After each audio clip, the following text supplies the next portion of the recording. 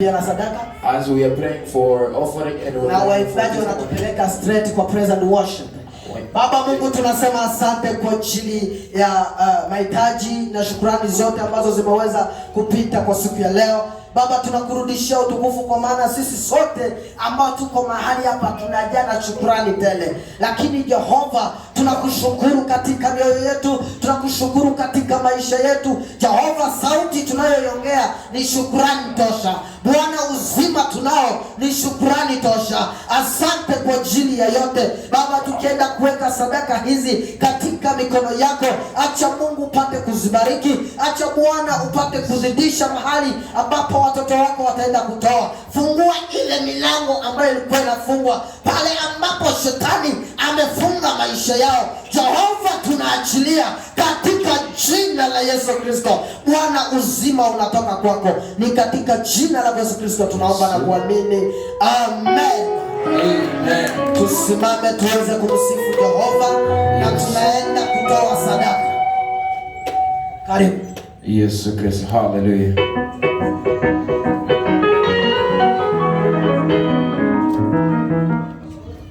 Yes. Yes.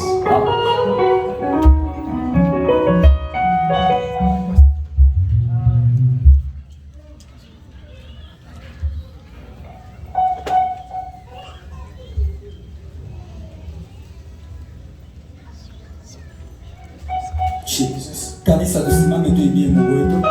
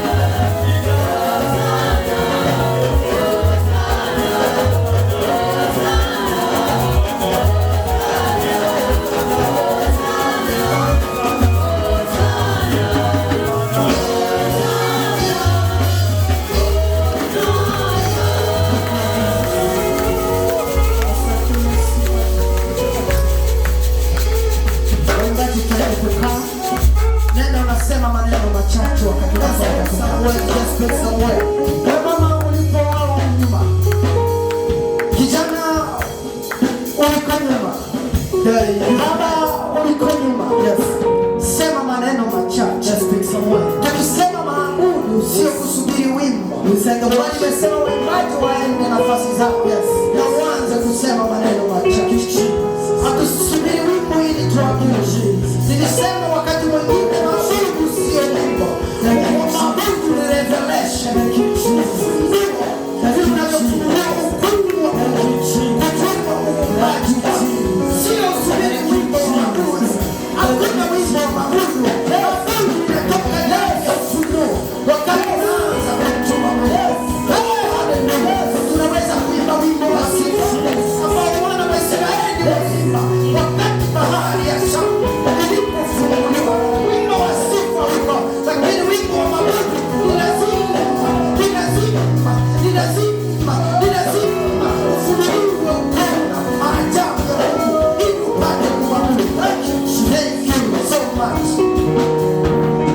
Sema maneno machache. Asante Jehova. Sema maneno machache. Kanisa, ningependa kila mtu aseme maneno machache. Na sio kusema kimoyomoyo, tamka maneno machache. Ukishindwa kuombea moyo wako, basi ombea watoto wako. Abudu Mungu kwa maneno machache. Ni zaidi ya yote.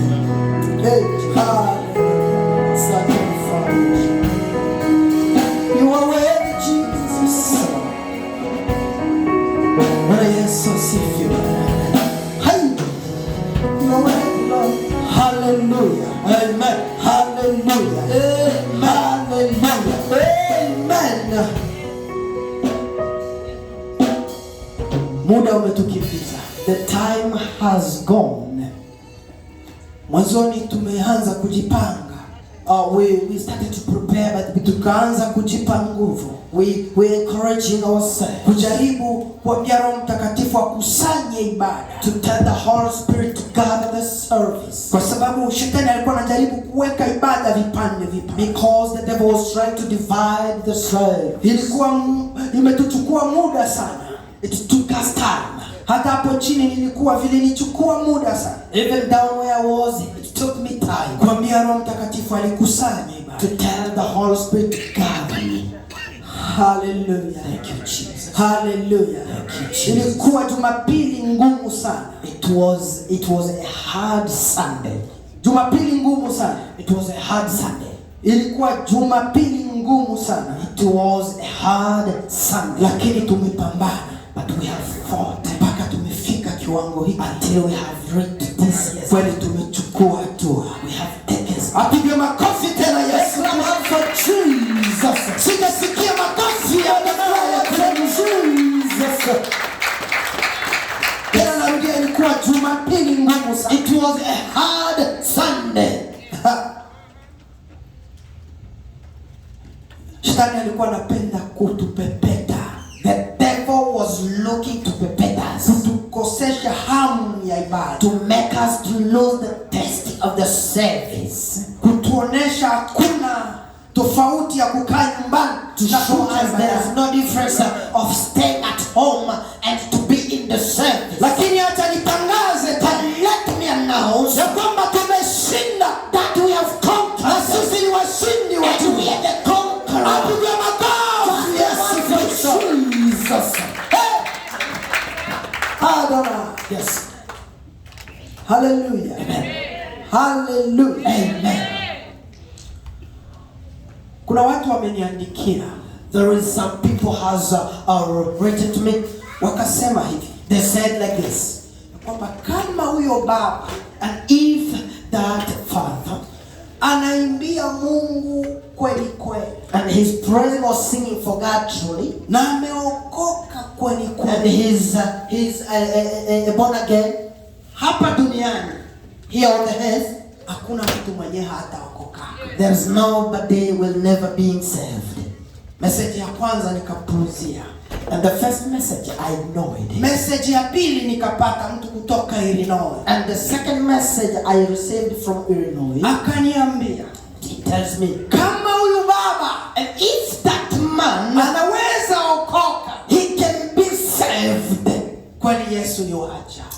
Our God is wonderful. Hiyo message nyingine nikapuuzia. I also ignored the message. Yesterday, nimeweka kitu kwa Facebook status yangu. I just put something on my status. Juzi ilikuwa it was the previous day. Nikapata message nyingine. I received a message. Kama huyu baba, and if this man anaweza okoka, he can be saved na kumwimbia Mungu and sing for God in the church, kwani Mungu atukuzwe. May God be praised. Ina maana hakunywake pombe tena, which means he's not a drunkard anymore. Nikasema hapana. I said no. Kasema kucheza kanisani, to dance in the church, kuimba kanisani, to sing in the church, akuja tutishia kwa mitandao. It is not shaking us on the social. Lakini nyie ambao mnakaa nayo kule, but the people who are living with him there, ni kweli hakunywe pombe tena? Is it true that he's not drinking beer again? Tu alikuwa analala mpombe, because he was sleeping in the beer, anaamuka mpombe, waking up in the beer, anaogotwa, he was big, mvua inamunyeshea, and the rain gonna fall upon him, na ukimsema anakutukana matusi mpaka ile ya him, he will insult you.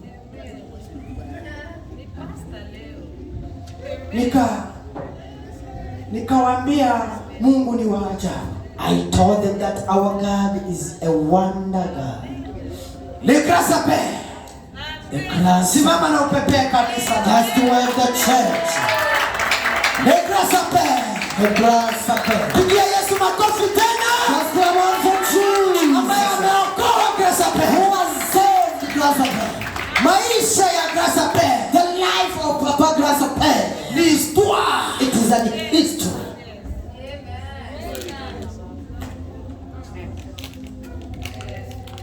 Kuna watu wanakaa naye. There is people that live together. Kijana wangu anakaa naye nyumba moja. Live with him the same house, my boy. Nikimuita namwambia SK. If I call him Grace of Grace, paix, bado anachukua kale kachupa kambali. do Grace of paix do take that pot of fire. Ananiambia pastor, mimi nakunywaka. And he gonna say that pastor. Lakini grâce à paix. But Grace of paix. Hata harufu apendaye kusikia. Even the aroma, he doesn't want to hear.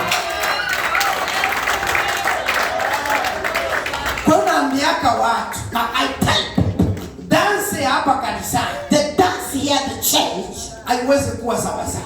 is not the same. Grâce à paix, Grace of paix, miaka iliyopita, to the years that has gone, akikosa pombe, if he did not have the beer, anagonjwa na mwili unatetemeka. he will fall sick and he will start be shaking. Lakini leo But today, anafunga mwaka na mwaka he mwingine has gone bila the kugusa second year without touch hata kuonja. or even try. Ndugu zangu, My brethren, ukiona mtu anacheza hapa, mwache. whenever you are seeing somebody's dancing here, leave the place. Hizi dance mnaona hapa, These dances you are seeing here, kuklabu wanazihitaji kule. they need them at clubs. Kule kunganda In Uganda, wanazihitaji. they are looking for this dance. Na kama Yesu amejiprofite, And if Jesus has profited, mwache tumchezee. let dance for Jesus. Haleluya. Amen. Tusimame tena na tushangilie Yesu. Let's stand up and celebrate. Useme kwamba shetani umeaibika na mapepo yako. Bila wataachia watoto wangu, wataachia mume wangu, wataachia ndoa yangu. Umeshindwa maisha ya watoto wangu. Life of my children. Ni muda mzuri It is a good time kukaribisha mnenaji wa neno siku ya to leo. invite the preacher of today. Papa Buzimba, tunakupendaka sana. Buzimba, we love you, Lord. Uko mmoja wa wachungaji wetu, You're one of our pastors. uko profesa wetu. You're our professor. Tena wewe ni mchunga hazina wa mali za Bwana. And you are the treasure. Na ubarikiwe sana. Be blessed, Na Lord. tunakupenda sana. And we love you, Lord. Hallelujah. Amen. Hallelujah. Amen. Nashukuru kwa Mungu I thank God kwa heshima for the respect ambayo mnayonitolea kama mzazi, that you are giving to me as a parent. na Mungu awabariki. May God bless you. Mtanisamehe, tutaanza na matangazo kwa sababu We're gonna start with the announcement first. tutaenda haraka We're gonna be very quick mbele ya kusikia neno la Mungu. before we can listen to the word of Na God. kusudi tutakuyaenda haraka, Now, and the reason that we're gonna be fast, yule alikuwa hapo abakie pale, the person who was there has to remain yule there, alikuwa pale abakie kwenye and the kitanda ya person basi, and the one who was on the na tablet yule has to be wa abakie. there. Muwe tayari kabisa, kisha hili kuna jambo ndawaambia hapo. Amen. There is something I'm gonna tell you. Haraka tafadhali, muwe pale na kila mtu awe na kitabu yake ya wokovu karibu. And everybody needs the book of salvation. Amen. Amen. Hapo ndio tutaanzia That's where we are starting. neno letu la siku ya leo. Thank Lakini you. tuanze kwanza kwenye matangazo Let's have the announcement. ya nawaza unaweza kuacha kwanza wewe, Mimi naacha kwanza. ndakuita baadaye. Amen. Matangazo yetu ni kwamba tunasema kwanza karibu kwa kanisa mzima. Tunasema karibu kwa wababa, tupige mkono kwa ajili ya wababa. Tunasema karibu kwa wamama. Tunasema karibu kwa vijana. Na tunasema karibu kwa watoto. Tunapiga mikono ya pamoja kwa ajili ya wote.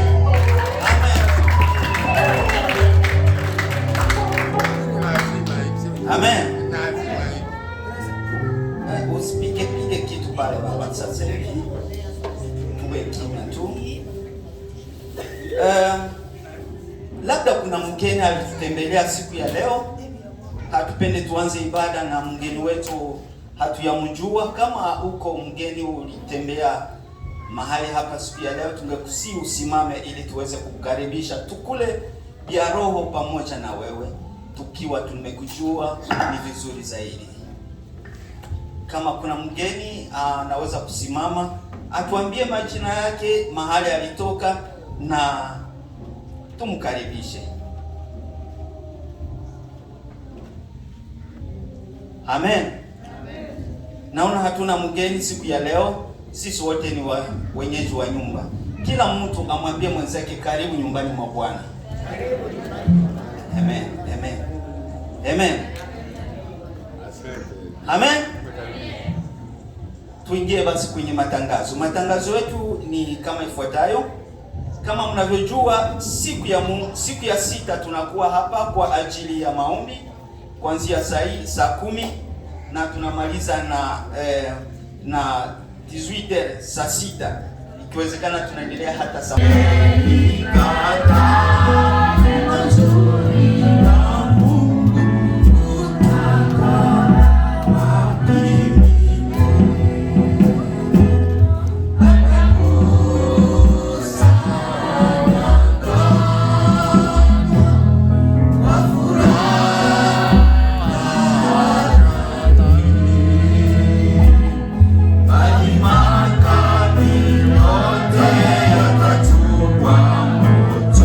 Moto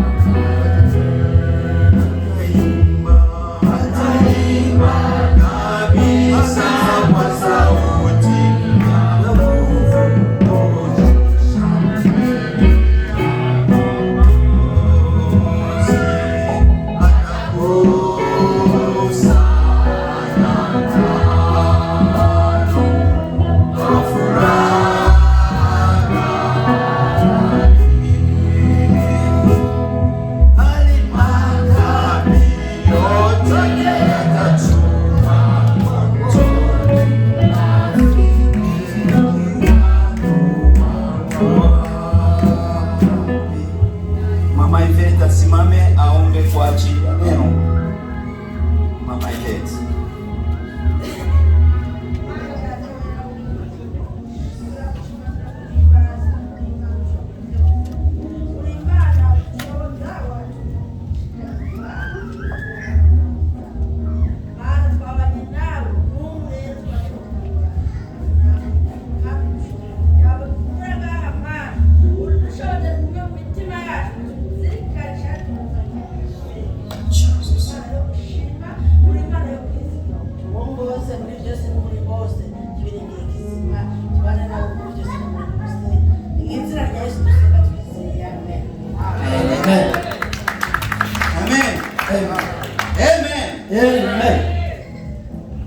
Hallelujah. Amen. Hallelujah. Amen. Leo ni siku ingine ambayo Mungu ametupatia. It is another day that God has given to us. Ili tuweze kuchangia lile ambalo ameweza kutuambia tuchangie. So that we can protect whatever He has told us to protect. Mbele ya yote tunashukuru kanisa. Before everything, we thank the church kwa kuwa mahali hapa. To be at this place. Zaidi tunashukuru wachungaji. Mostly we are thanking the pastors. Na baraza lote la kanisa. And all the elders of the church. Kwa kuturuhusu tena kusimama mbele yenu. To give us the opportunity to stand before you again. Mungu awabariki. May God bless you. Mungu awabariki. May God bless you. Siku ya leo, today, ninaenda kuchangia na nyinyi. I'm going to partake with you. Habari ya kuhusu the story that means hukumu ya mwisho. Judgment, the last judgment. Hukumu ya mwisho. The last judgment. Hallelujah. Amen. Hukumu ni nini kwanza? What is judgment? Mtu anapofanya kosa, and whenever a person has done something wrong, mtu akienda kinyume na mapasho ya serikali, and if a person has gone wrong with the command of the government, mara moja anatumiwa polisi. At the same time, the cops gonna be sent at him na kuja kumchukua and come and take him. Ama halafu wanamchukua mtu huyo, and they're gonna take that person na wanamubeba mahakamani, and they will take the person to the court. Wanamubeba mahakamani. They will take the person to the court. Wanapomubeba mahakamani, and whenever they take the person to the court, sio aende kusalimiana pale. It's not to go there and start greeting people. Sio aende tu kutembea. It's not just to go there and visit. Lakini anaenda ili wamfanyie hukumu. But he goes there so that he can be judged. Ili wamfanyie hukumu. So that he can be judged. Amen. Amen. Yani hukumu, now the judgment ni ile uwezo, it is the ability ya kuweza to manage, kutoa decision. It is like to give a decision kwa jambo fulani, for something ambalo mtu fulani amefanya, that a certain person has done. Amen. Amen.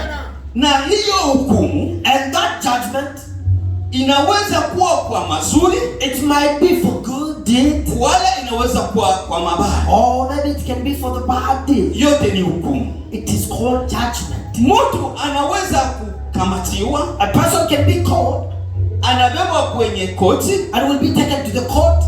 Akibeba kwenye mahakama hayo, and whenever he's taken to the court, watamsikiliza, they will listen to him. Atajitetea, he will try to defend na himself. kisha kujitetea, and after defending himself, yale ambayo amesema, whatever he has said, ndiyo itamfanya yeye afunguliwe, is what gonna make him to be released, wala afungwe, or to be arrested. Hallelujah. Amen.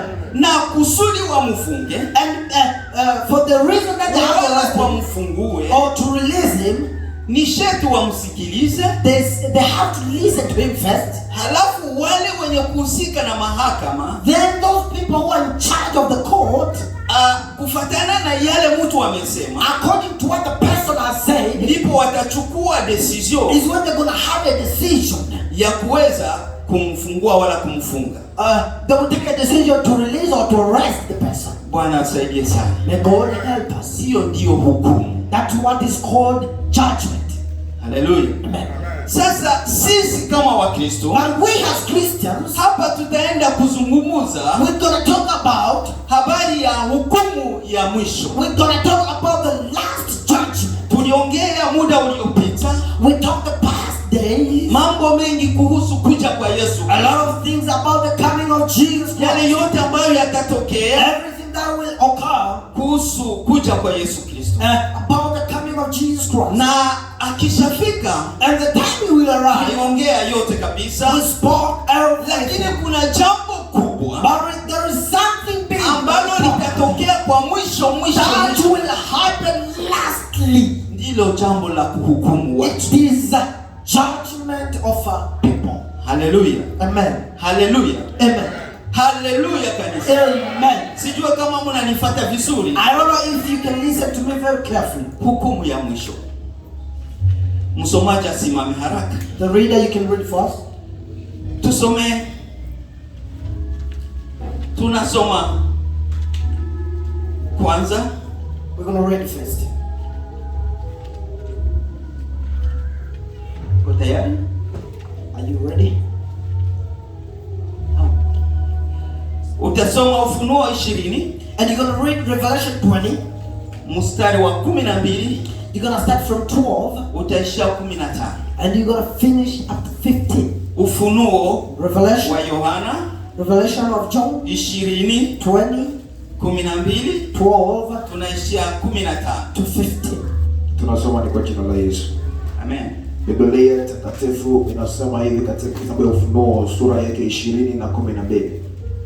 Nikaona wafu wakubwa na wadogo wamesimama mbele ya Mungu, na vitabu vikafunguliwa, na kitabu kingine kikafunguliwa, kilicho cha uzima. Na wafu wakahukumiwa katika mambo haya yaliandikwa katika vile vitabu sawasawa na matendo yao. Amen. 13. Bahari ikatoa wafu waliokuwa ndani yake. Mauti na Hadesi zikatoa wafu waliokuwa ndani yao, wakahukumiwa kila mtu kwa kadiri ya matendo yake. 14 yake inasema, mauti na Hadesi zikatupwa katika lile ziwa la moto. Hii ndio mauti ya pili, hili ziwa la moto. Na ikiwa mtu yeyote hakuonekana ameandikwa katika kitabu cha uzima, alitupwa katika lile ziwa la moto. Amen. Amen. Amen. Amen. Na ikiwa amen. Haleluya. Amen. Kulikuwa mama moja. There was a woman. Huyu mama alifanya makosa mengi sana. And this woman did a lot of wrong deeds. Makosa ambayo huyu mama amefanya And the mistake that this lady did, ilikuwa ni makosa ya mubaya kabisa. it was a very, very bad Aliua mistake. mtu, She killed that person.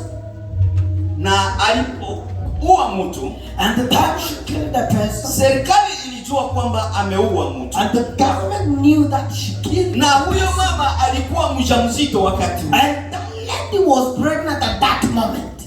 Serikali ilipojua kwamba amefanya kosa, After the government knew that she had done mara the moja mistake, ilituma watu na kumshika. probably at the first point they just sent the people to go and cut him. Walipomshika huyu mama, And after catching the lady, walimubeba kwenye mahakama. they took her to the court. Walipomubeba kwenye mahakama, And the time they took her to the court, mama huyu and this lady, walimuingiza mahali ya kusamba. they took her to a place where she can defend herself. Yule mama akaanza kusamba, And this lady started defending hapa herself. akilia akitoka macho, As she was crying, shedding the tears, akasamba akilia sana. and she was defending herself, crying. Katika watu ambao walikuwa wamekaa huko, And among the people who was sitting back there, kulikuwa wale tunaita watetezi. there was Kulikuwa watetezi, there was the lawyers. kulikuwa wale watetezi, there was lawyers, na kulikuwa watu wengine. and there was also other people. Halafu mtetezi mmoja, And the one lawyer, akasikia huruma sana alipoona mama akilia machozi he had a yake. lot of mercy in him seeing the lady cry. Ijapokuwa alifanya makosa That no matter she did the mistake, na alikuwa mjamzito, and she was pregnant, halafu mtetezi huyo and this lawyer, akasikia huruma sana. he had a lot of mercy. Aliposikia huruma, And the time we felt mercy, alisimama mara moja he stood at the same point naanza kumtetea huyo mama. and started defending the lady. Akamtetea yake He yote. defended the woman. Wakamkatalia, akatetea They yake. refused him and he continued defending. Halafu kwa sababu huyu mama Because this lady, mwisho wake ilikuwa kufungwa kabisa gerezani her life was to be arrested in na the prison kutupwa mbali kabisa and to hataonekana. be thrown away very far where she could not be Lakini seen again. mtetezi huyu But this lawyer, aliposimama when the time he stood na up kumtetea huyu and mama, defended this woman, kumtetea kabisa defend really huyu mama, this lady, akapata bahati she got the chance, ya jaje kumfungula. the judge to release her. Amen. Amen. Ule judge And the judge, akasema kwa sababu ya hii kutetea sana wamekutetea and he said, because I've defended you a lot, na kuacha uende, I'm releasing you to life. lakini But usifanye tena hivi. never do it again. Mama alirudi nyumbani The woman went back home. akifurahi sana She was excited kuona to see aliweza kufunguliwa. that she was released. Bwana tusaidie sana. Amen. Mama huyu alipofika nyumbani, And the time this lady reached at home, kisha muda mchache, after just few minutes, huyo mama akafanya tena makosa yale yale tena. that lady did the same mistake. Serikali katuma tena watu And also the government sent Kwenda other kumshika. people to go and catch her. walipomshika, After catching her, walimubeba tena kwenye koti, they took her to the court again. walishomfikisha kwenye mahakama. And the time they brought her to the court, Yule alimtetea ule mama, the person who defended the lady, yule mama akakuta yeye ndio anayekaa sasa wa kujije. and the lady found that the person is a judge now. Amen. Amen.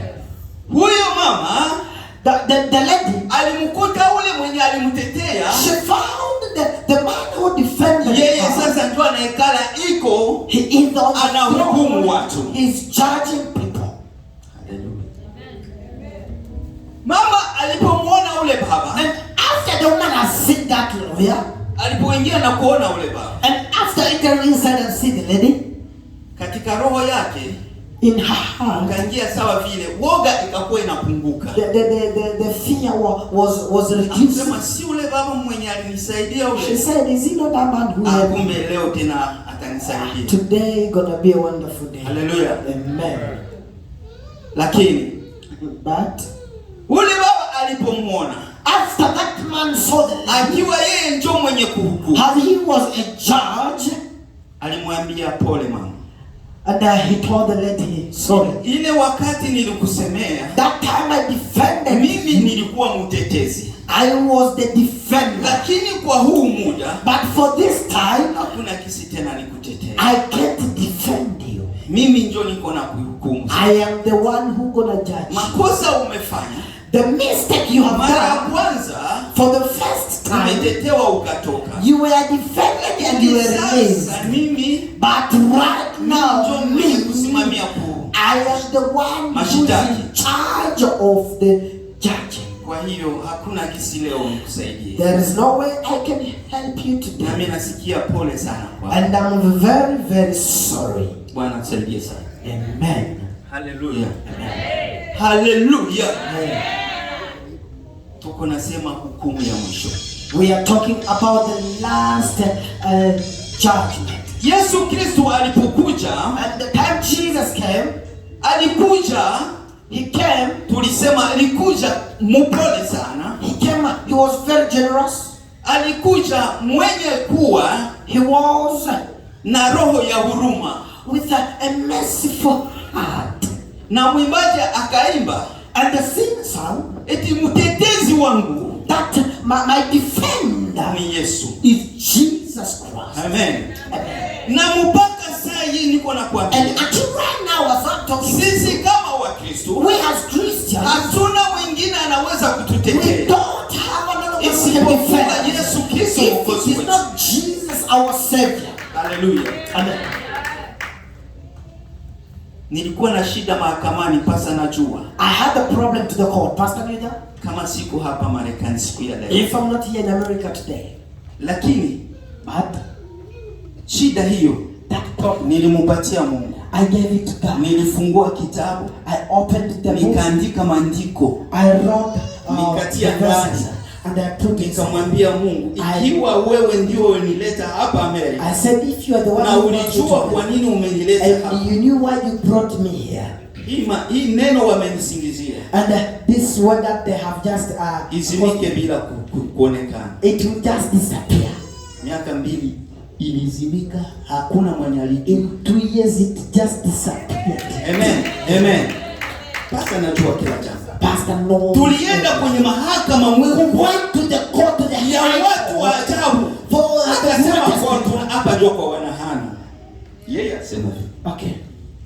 Nafika kwa wanahanu hapa kabisa. Aliogopa yeye huyu. Yes, the pastor was Eti scared. hapa tunafika The place we have arrived. hatari. Lakini baba, unajua, But you know, mtetezi wetu ni Yesu. the Savior is Jesus Christ. Mtetezi wetu angali. Our Savior is still alive, and He is still standing. Lakini nakwambia, But I'm telling you, kuna siku mtetezi huyu there is a day atakuwa mtetezi wetu. Atasimama kama vile simba. He will stand out a lion, Na atakwambia and He gonna tell you, amekwisha. it is done. Bwana msaidie sana. Bwana atuhurumie sana. Amen. Napenda hiyo sana. Haleluya. Amen. Lawyer atakuwa jaji. Mtetezi wetu Our Savior, our afariki defender, mpaka sasa. He is still at right now. Anangoja wewe na mimi He is what you are tutengeneze. to fix. Tukishatengeneza After fixing, hakuna shida tena. there is no problem anymore. Bwana atuhurumie sana. May God forgive us. Yohana akasema hapa. John said, Haleluya. Amen. Haleluya. Yohana akasema hapa. And John said, Kwa ile Ufunuo 20:12. and in that Revelation 20, Eti nikaona wafu. that I saw the dead.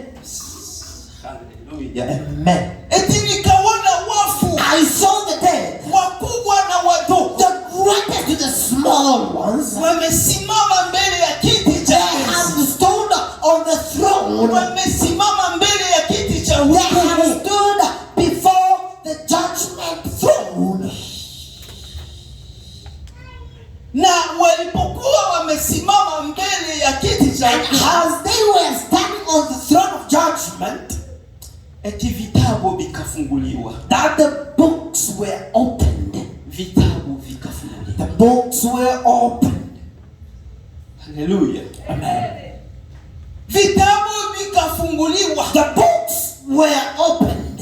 Na kingine kitabu cha special And the special book ambacho kinaitwa kitabu cha uzima that is called the book of life, nacho kikafunguliwa. it also opened. Na kilipochafunguliwa, And after the book has been opened, vitabu vilipofunguliwa, after the books were opened, kama vile inavyofungua hapa, like the way He has opened it, eti na hao wafu, and those dead, tulisema wakubwa kama wadogo, we said the greatest and the small ones,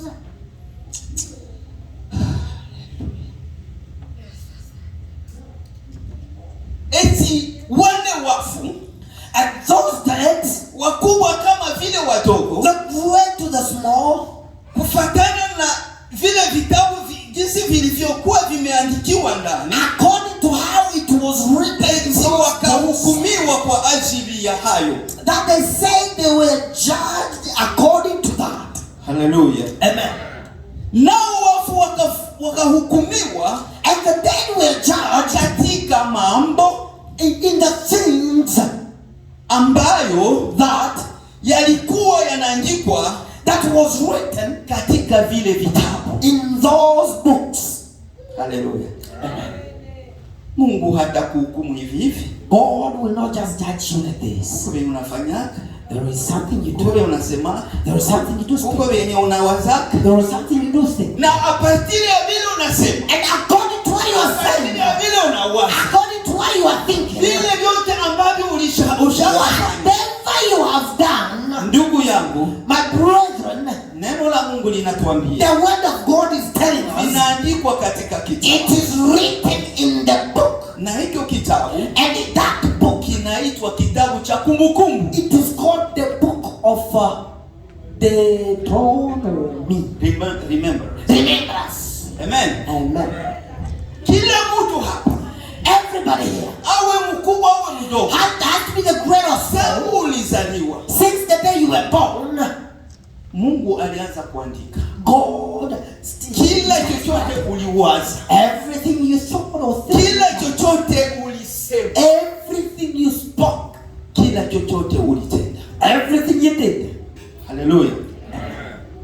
Na Mungu, And God, neno la sema, the word says, atahukumu kila mtu He will judge each and every person kufuatana na maneno yake, according to His matendo word, yake His na mawazo actions, yake, and His thinking. na vyote vimeandikwa. And everything is written. Kila wazo, kila matendo, kila Every idea, every action, kizuri the good kimeandikwa yake page, is written at each one page. kibaya And the kimeandikwa bad yake page. is also written at each one page.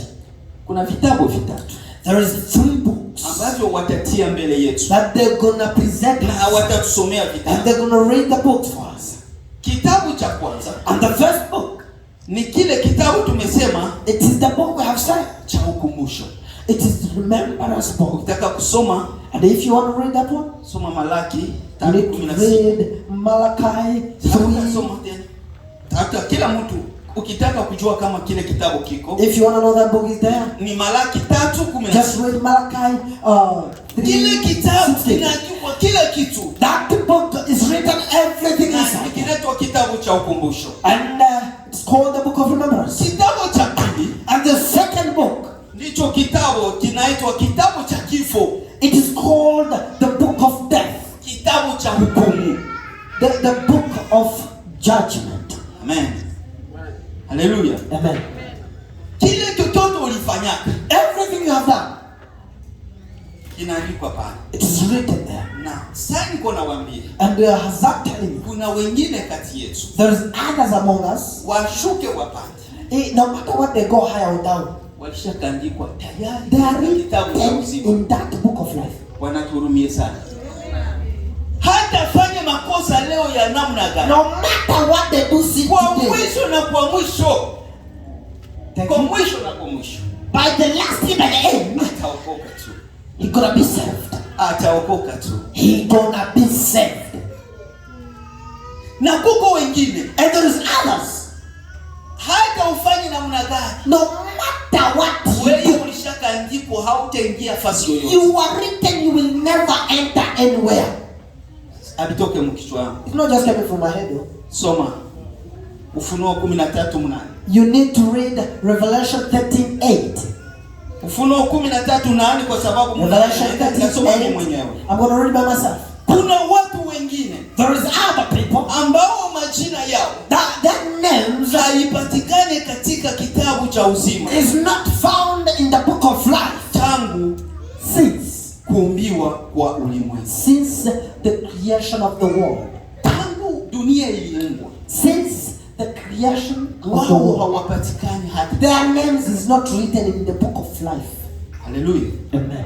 Na ukiingia kwenye Efeso And if you Moja, read Ephesians 3 mpaka 6, 1, 3 up to 6, Hapo neno linasema The word says eti kuna wengine that there is others ambao wameandikwa tayari that they are already written katika kitabu cha uzima in the book of life tangu msingi wa ulimwengu. since the foundation of the world. Je, umeandikwa katika kitabu cha uzima tayari? The question is, are you already written in the book of life? Wala umeandikwa katika kitabu cha hukumu? Or you are written in the book of judgment? Amen.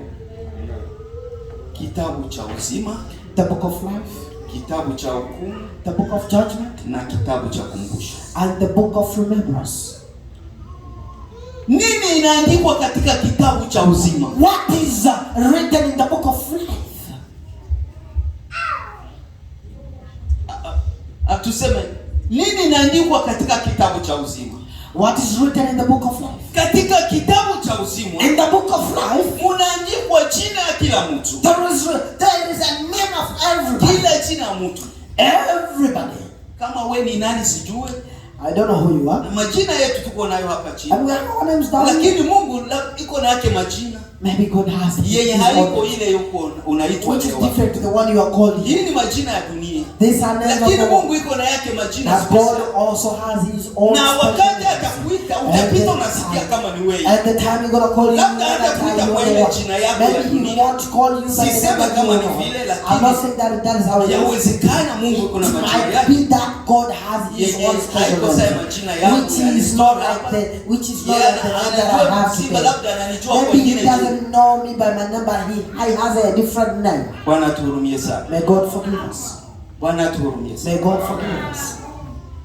Katika kitabu In the book, kile cha kifo, in the book of death or judgment, nilisema kwa vitabu vitatu. I said there's just Kitabu three cha books: uzima, kitabu cha the book of hukumu life and the na book of kitabu life cha kifo. and the book of. Katika kitabu cha kifo Now, in that book of judgment, munaandikwa rekodi ya kila there is neno a mbaya record every evil word you have spoken, kila neno mbaya ulilolitenda every bad word you have na done, kila mawazo mabaya uliyowazia and mtu. every evil thought you have ever thought for a person. Mungu atuhurumie sana. May God forgive us. Mungu atuhurumie sana. May God forgive us.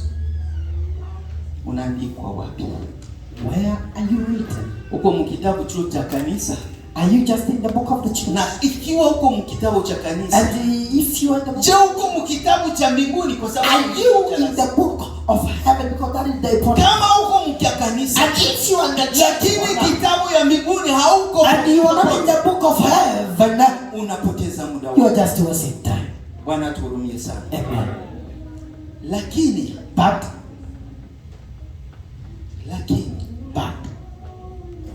jua kwamba you have to know that tunaye mtu ule we have a person ambaye ni mtetezi wetu. who is our defender. Leo hii Today, ukimwamini kwamba Bwana na Mwokozi wako, if you believe to be the Lord, hata ulikuwa umeandikwa tayari katika kitabu cha hukumu, no matter what you were written in the book of judgment, ukimkubali leo na kubatizwa, if you accept him and be baptized, huyu mtetezi Yesu this Kristo defender iko Jesus tayari kukutetea mbele ya is Bwana. ready to Na defend you jina before lako God. ambalo lilikuwa And your name limeandikwa that was katika already kitabu cha written kifo in the book of judgment, linabadilishwa it will be turned, it will be Na wrapped, kuandikwa katika and it kitabu will cha be uzima. written in the book of Leo life hii, leo hii. today. Sio kesho. Amen. Ikiwa jina lako halipatikani katika kitabu cha uzima, And if your name is not found in the book of life, ukimwamini huyu mtetezi Yesu Kristo, angali mtetezi mpaka leo, if you believe our defender Jesus Christ, atakutetea he gonna defend you, na jina lako and your name, litahamishwa kutoka kitabu cha hukumu it will be moved from the book of judgment na kuandikwa katika kitabu cha and to be written in the book of life. Bwana tusaidie sana. Amen. Bwana tusaidie sana. Amen. Wakorinto wa pili sura 5 mstari wa 10 inasema hivi. 2 Corinthians 5. Wakorinto wa pili sura 5 mstari wa 10 inasema hivi. 2 Corinthians 5. Kwa maana imetupasa sisi sote Because Because we are needed. Kudhihirishwa mbele ya kiti cha enzi. Hiyo. Kwenda mbele ya kiti cha enzi. To present ourselves in the throne. Thank you, Papa. Cha Yesu Kristo. For Jesus Christ. Ili kila mtu, for every person, apokee zawadi, have to receive the gift ya mambo aliyoyatenda, of the things he has done kwa mwili, for in the flesh, kwa kadiri alivyotenda, according to how he has did, kama ni mema au mabaya, if it is good or evil. Hallelujah. Amen. Neno la Mungu linasema, the word of God says, kila mtu atasimama mbele ya Bwana. Everybody gonna stand before the Lord. Kila mtu atasimama mbele ya huyu ambaye alikuwa mtetezi, stand in the front of this lakini siku hiyo ndiye atakuwa judge. But that day he gonna be the judge. Na kila mtu atatoa ripoti zake. And every person gonna give the report. Hallelujah. Amen. Na maripoti ambazo tutatoa, and the report that we're gonna give, utakuwa unatokea kule na uko unaziona tayari. You will be just appearing and you are seeing. Kila kitu ulifanya kitaonekana. Everything that you did will be shown. Utaonyeshwa video ya mambo yote. You will see the video of everything that you au did. utakuwa tena la kusema daye. Then you will not have even one. Ukiona tu yako direct kama utasikia unaogopa pale pale. Because if you kwa sababu ulitenda mabaya mengi. Because you did a lot of. Na ikiwa ulifanya mazuri, and if you did a good kwa thing, sababu hukumu itakuwa tu ya watu babaya. Because the judgment won't just for it will be for everybody. Uwe pastor, you have to be a pastor. Uwe bishop, you have to be a bishop. Uwe askofu, you have to be the askofu. Uko nani? I don't know who you are. Kila mtu atasimama. Every person gonna stand mbele ya kiti cha enzi. Before the throne. Na kila mtu atatoa ripoti. And every person gonna give a report. Na baba hatatoa ripoti ya mtoto wake. And the father won't give the report of the children. And the mother won't give the report of the children. Kila mtu atajitetea mwenyewe. Every person gonna defend. Kila mtu atasimama mwenyewe. Every person gonna stand at herself or himself. Bwana turumie sana. Amen. Na mjue kwamba, and you have to know that siku hiyo, that day, wanasema wafu, they are saying wafu wote watafufuka. All the dead they will rise. Mungu ataambia bahari, and God will tell the lake, tosha watu wote bring all the people that na watu wote walikuwa baharini, and all the people in the water they will stand. Mungu ataambia magari zote zilifanya maksidana kuwa watu wote watoke. God will tell all the people that come out. All the people that watatoka. With the car they will come out. Watu waligonjwa na makorona, walikufa na makorona. All the people who died with corona, diabetes, diabetic or whatever. Mungu atasema wote. God will say, kuhumu sasa hivi na kuomba watu wangu watoshe. God gonna ask his people to come. Na wote watatoka. And they will come. Ila wakati that day, hakutakuwa mtu mzima mwenye alibakia. There are not going to be any live person. Kutakuwa mapigo ya ajabu. You have to remember that ile miaka 7 ambayo kanisa litakuwa limekwisha chukuliwa. That 7 is that the church going to be unajua kwamba kutakuwa matokeo ya ajabu. You have to know that there is a lot of action going to be happening. Moto ya jua, kwa majiwe ya mvula, wengine watapigwa na vita kwa sababu Yesu atakuja na kufanya vita na shetani. And because God will come, na hizi silaha zote mnazozisikia wanazifanya nuclear, hizo mabombe wanatengeneza kule Korea, Russia, zile mabombe zote ni sumu. Wakati hiyo zitapigwa na watu wote, and all the people watakuwa wameisha. They will escape. Watu ambao watakuwa wamebaki, the people that gonna remain, mkumbuke, remember, ni wale ambao those walichukuliwa, have been taken, wale ambao walienda na Yesu Kristo. It is only those wakati Jesus Christ alikuja mara ya pili, he came for the second, kama nani? Kama bibi bwana harusi, like the bride. Wale watu those people tulisema wataenda huko, I said they will go there na kubaki miaka, and they will stay there. Watabaki kwanza miaka 7 huko, They will stand for 7 years pamoja na Yesu Kristo. with Jesus Christ. Wakati watakuwa huko miaka 7, At the time they will be there for 7 years. watakuwa wakipewa mataji huko, They will be na huko kutakuwa ile harusi ya mwana kondoo. and they're gonna be the wedding of the Miaka lamb. 7 watakuwa wakisherehea, wakifurahi, 7 years they wakijua rejoice, Yesu, wakitukuza, wakisifu. you know they are praising and worshiping. Kisha miaka 7, After 7 years, wale watu ambao walienda kule, those people who were there, amen, amen, amen, watashuka na Yesu Kristo they hapa. will come with Jesus Christ. Yeah. Hiyo wakati watashuka hapa, And that time they will come. tulisema shetani We said the devil atakamatwa will be caught. na kufunga miaka 1000. And he's gonna be tied for 1,000 years. Amen. Amen. Na hiyo miaka 1000, And that 1,000 wale years, watu those people pamoja na Yesu with Jesus, watakuwa wakitawala hii ulimwengu. they will be ruling the heads. Ndio maana wewe na mimi That's why you and tunapaswa kufanya nguvu zote, we need to try all our kwa efforts miongoni ya wale to ambao be among of those people watafanya miaka 1000 wakitawala pamoja na Yesu. that they will do. They will have 7 years Kisha ruling with kutawala Jesus. hiyo miaka 1000, After ruling for 1,000 years, ndipo hukumu ya mwisho itafika. that is when the last judgment will appear. Ndio sasa Yesu akasema wale wafu wote And that is the time waliokufa katika dunia all the dead that wafufuke died, wote, they should na rise. wote watafufuka. And Sasa all of them gonna rise. wakishafufuka wote, And the time they will rise, ndio watajipanga kwenye mistari until the time they will make a mbele line ya kiti cha enzi, before the throne. na kila mtu ataanza kusema And everybody gonna begin yale saying aliyoyafanya, whatever he na did. yote yataandikwa pale. And everything gonna be written. Mabaya yatasemwa, The good gonna be mazuri yatasemwa. the good gonna be spoken and the bad gonna be spoken. Ikiwa mabaya And if the bad, yatakuwa mengi kuliko mazuri, they're gonna be more than the good. wewe unaanguka, You're gonna fall. unaingia katika moto. You will go in the lake of fire. Ikiwa mazuri And if the good, itakuwa mengi kuliko there will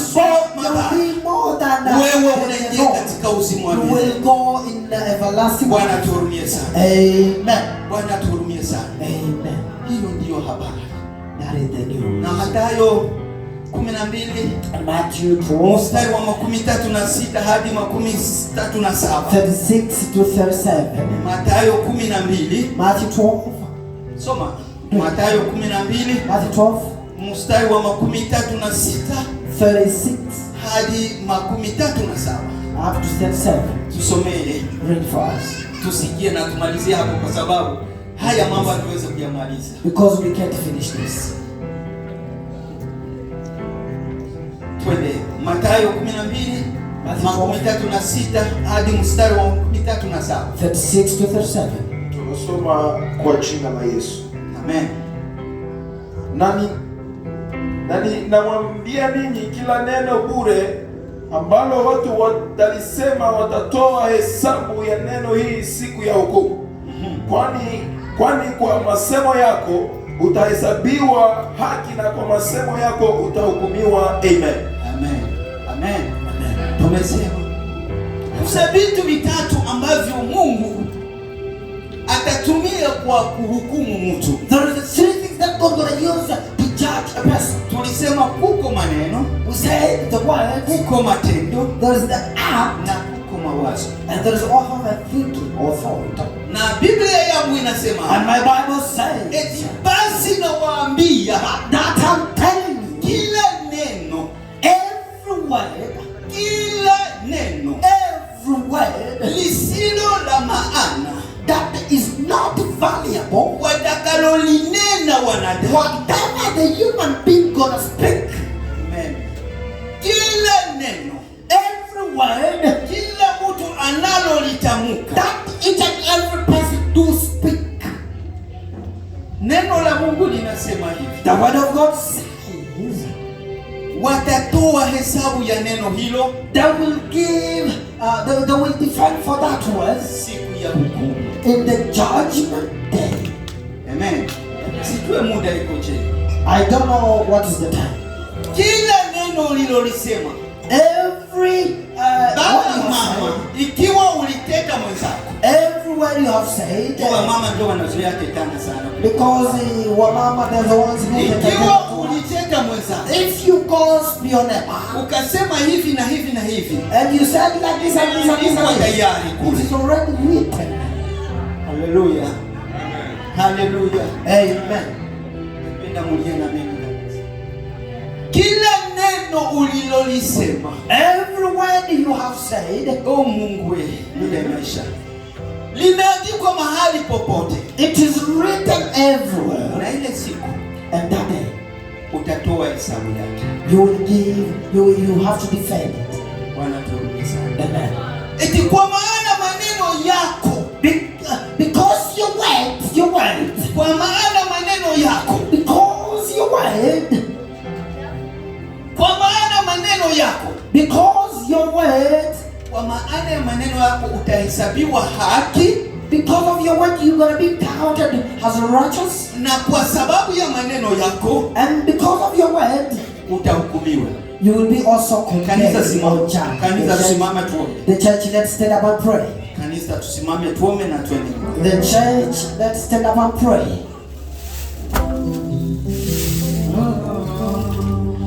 Kila siku, kila saa, yu mwaminifu Bwana. Kila siku, Kila siku na kila saa, yu mwaminifu Bwana. oh, kila siku, Kila siku na kila saa, yu mwaminifu Bwana.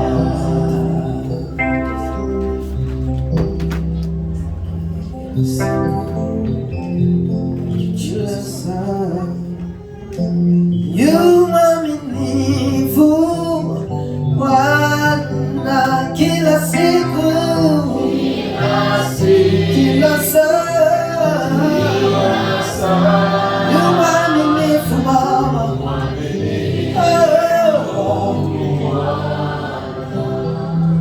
Ukumbuke ya kwamba, you have to remember that neno letu alikuisha vipasavyo, that our word did not just finish accordingly.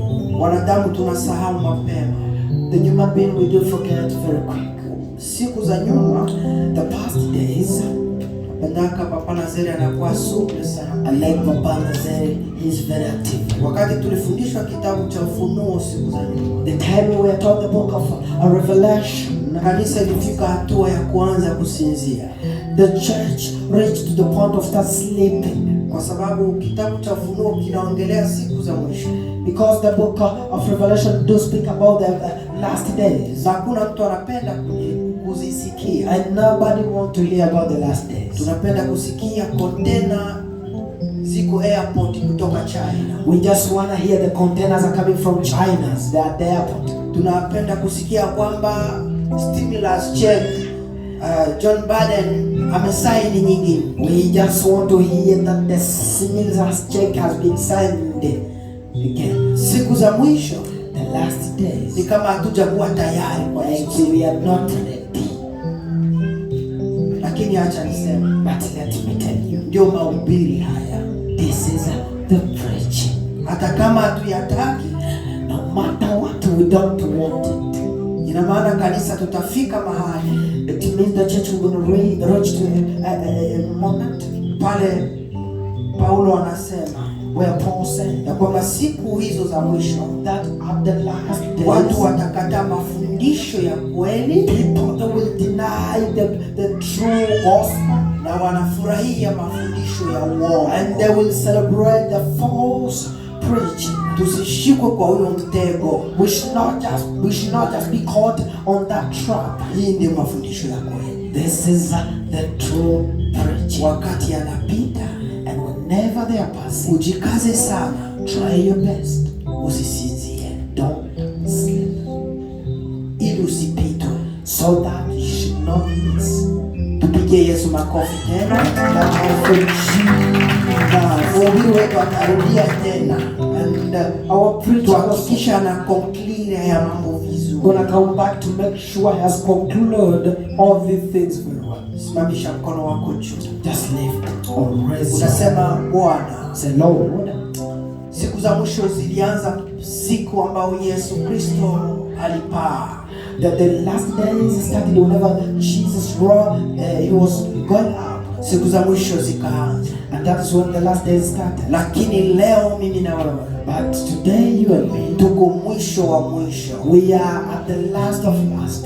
Kuna wale walianza na siku za mwisho. There was other people that started in the last. Na sisi tumefika mwisho wa mwisho. And also we have reached the last of last. Acha nikwambie ndugu yangu, Let me tell you, my brother, mahali hapo ulipo here that you are, ni kuanza kutengeneza kila it is siku.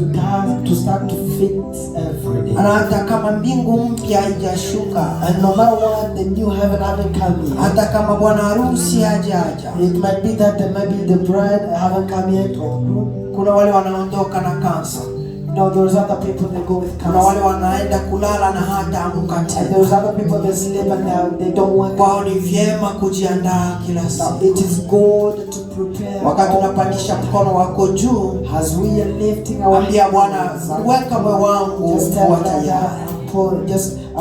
put my heart to be ready. Hata kama nikilala, And that's not why I'm sleeping. niamini ya kwamba nikiamuka niko salama, Let me believe that whenever I wake up, I'm na going to nikiendelea niwe niko salama. And if I continue, I have to be okay. Haleluya, amen. Bwana, tunasema asante kwa ibada yako siku ya leo, ibada takatifu, ibada ya kupendeza. Umetutoa mbali. Shetani alijaribu kutuvuruga, lakini kumbe ulikuwa unatuwekea maneno ya ajabu, maneno mazito, maneno ya ufalme. Hakika Bwana, tumepokea kutoka kwako, na haya maneno tutaishi nayo daima. Bwana, hayatatuondoka kwa sababu yamepandwa katika mahali penye kuwa udongo wenye rutuba. Yatazaa ndani yetu, na tutaigawia hata wazazi wetu, hata watoto wetu, hata marafiki zetu. Mahali popote tutaenda, tutawaambia habari hizi za siku za mwisho bila kuogopa, kwa sababu umetutuma tutende hayo. Mahali kila mtu anaenda, naitwa mbarikiwa kwa gari yake, kwa familia yake. Tembeza na usalama. Yesu yuko pamoja nawe, na Bwana anakupenda kwa kiwango cha juu. Ni katika jina la Yesu kanisa linasema amen. Tusiweke vikao vingine, tumechelewa sana. Tuanze kuondoka tu. Tuanze kuondoka, kusiwe vikao vingine.